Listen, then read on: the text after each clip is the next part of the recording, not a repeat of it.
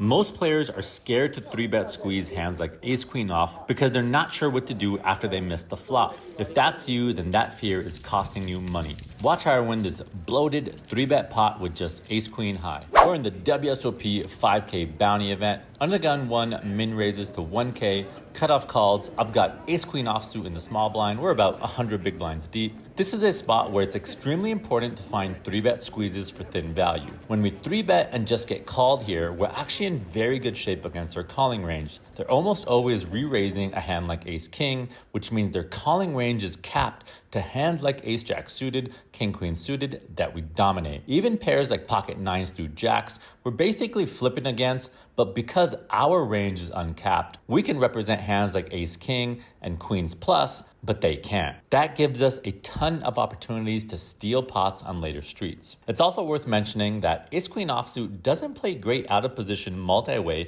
especially this deep. So we want to 3-bet to lower the stack to pot ratio and try to get heads up in a scenario where our hand has an equity advantage versus our opponent's range. Being aggressive in spots like this, precisely what leads good players to build up huge stacks. So I 3-bet squeeze to 5,300, the pre-flop raiser calls, cutoff folds. Flop is 873 rainbow. This is a spot where I'm going to be doing a decent amount of checking, even when I have hands like pocket tens all the way through aces. And that's because our opponent has a lot of sets with pocket eights, pocket sevens, pocket threes in their range, and we don't have any of those hands in our range. When you're very deep stacked, paying attention to who has the nut advantage matters a lot more than when you're shallow stacked.